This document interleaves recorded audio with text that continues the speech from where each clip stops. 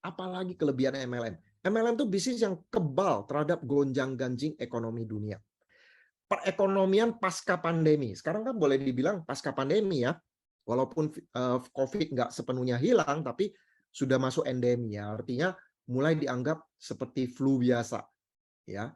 Kalau kena COVID ya udah istirahat aja 3 hari, mungkin flu, batuk, habis itu ya gejalanya hilang, kemudian 10 hari udah negatif ya. Jadi orang sudah menganggap ya inilah kita udah harus hidup dengan virus COVID ini nggak tahu sampai kapan ya. Nah, setelah pasca pandemi orang berpikir, wah ini ekonomi akan pulih lagi. Ya, orang udah semangat, ekonomi bakal pulih lagi. Ternyata habis pandemi datanglah perang. Perang Rusia, perang Ukraina, nggak habis-habis. Ya, makanya ini ya, sampai ini pengaruhnya ke ekonomi loh teman-teman. Sebelum itu saya mau ngomong lagi dikit ya. Perang Rusia sama Ukraina ini masih lanjut dan ini kemungkinan bisa bertahun-tahun nih, bisa jangka panjang. Sekarang China sama Taiwan ya, sebenarnya China sama Amerika lah itu udah mulai hot lagi ini masalah Taiwan nih ya. Semoga jangan perang lah. Kalau perang itu kita di Indonesia, Asia Pasifik kan lebih dekat ya. Itu pengaruhnya nanti bisa lebih parah lagi ya. Jadi intinya habis pandemi datanglah perang, entah perang Rusia sama Ukraina atau China dengan Taiwan. Ya, akibatnya apa? Perekonomian dunia terganggu. Sampai ini udah banyak yang tahu ya, ini udah cukup lama juga. Jokowi ya, ini dari Bank Dunia ya, bahwa 60 negara akan ambruk perekonomian karena ancaman krisis. Dan yang sudah benar-benar bangkrut tuh Sri Lanka. Menyusul ada 10 negara mau bangkrut, salah satunya Turki, terus apa lagi ya. Nah, ini kenapa kayak gitu? Kalau Bapak Ibu dengerin podcastnya Rena Kasari, dia bilang apa? 109 negara memang mengalami krisis. Paling tidak ada 3 krisis, yaitu krisis keuangan, krisis pangan, dan krisis energi. Krisis keuangan karena hampir semua negara di dunia ketika pandemi mereka pinjam duit ya, karena mereka harus ini kan menghidupi perekonomian, bahkan bayarin warganya, dan warganya diam di rumah nggak kerja. Bayangkan ya, mereka harus keluar duit berapa banyak, sehingga pinjaman ini membuat mereka ngalamin krisis keuangan. Krisis pangan ya jelas, krisis pangan sama krisis energi ini sebagai buntut dari perang Rusia sama Ukraina ya, karena lumbung pangan dan juga lumbung energi itu ada di 2 negara itu ya, maka dunia terkena krisis seperti itu ya. Kita bersyukur ya Indonesia karena ada batu bara yang naik, lalu ada kelapa sawit, minyak goreng ya, CPO itu yang naik juga. Belum lagi ada nikel, Indonesia agak diuntungkan dengan itu ya. Sehingga kita masih bisa subsidi BBM. Coba kalau misal kita nggak subsidi lagi itu, inflasi gila-gilaan ya. Nah, ada 1,7 miliar penduduk di bumi ya yang terdampak jadi miskin akibat perang dari Rusia Ukraina. Nah, ini yang terbaru Bapak Ibu ya. Ini baru tanggal 5 Agustus kemarin. Ini dari Pak Luhut bilang apa? Perang Rusia Ukraina nggak jelas kapan selesai ya.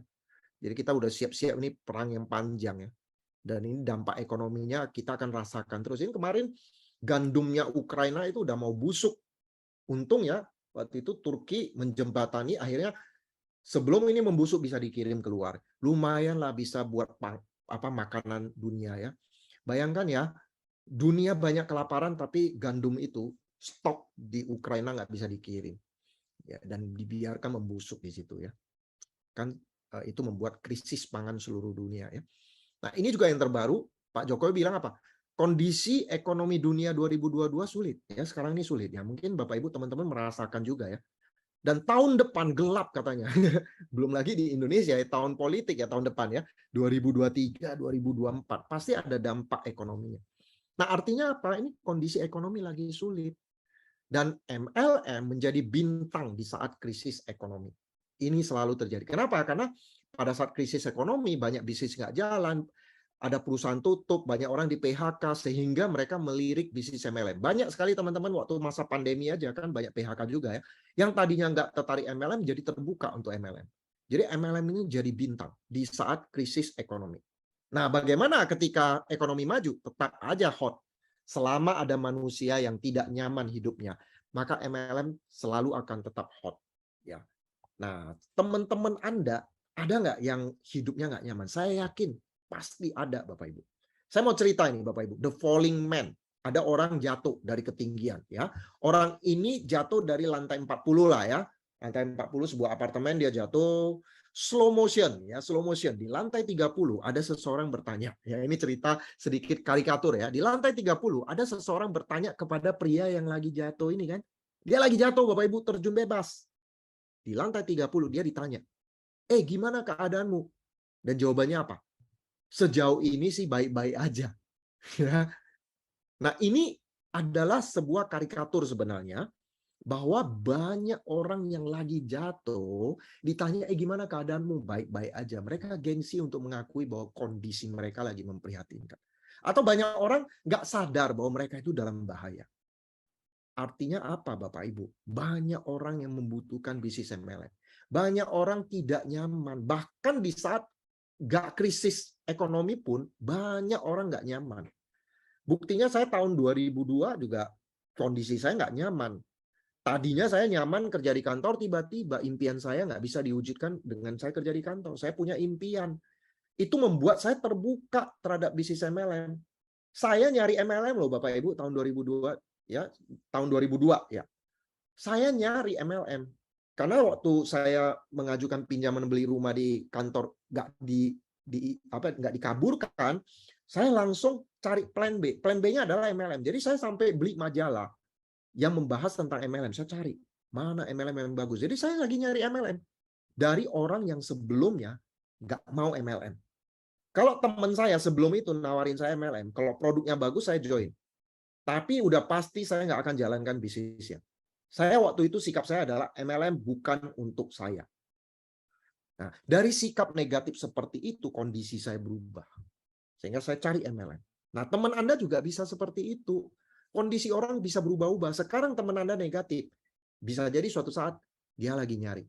Ya, intinya Bapak Ibu di MLM ini, we are looking for someone who are looking. Kita nyari orang yang sedang mencari. Orang yang hidupnya nggak nyaman. Siapa orang yang hidupnya nggak nyaman? Itu kita cari. Kalau Anda tawarin teman Anda lagi nyaman, mungkin dia di kantornya lagi dipromosi, ya Anda nggak bisa paksa dia untuk serius jalani MLM Anda. Udah jalin hubungan aja. Sekarang dia lagi dipromosi, dia nggak mikirin MLM. Teman Anda lagi pembukaan restorannya, Anda nawarin MLM, mungkin dia nggak lihat itu karena dia lagi fokus di restoran yang dia kembangkan. Ya, teman Anda mungkin udah jalani MLM, lagi hot-hotnya, lagi bagus-bagusnya.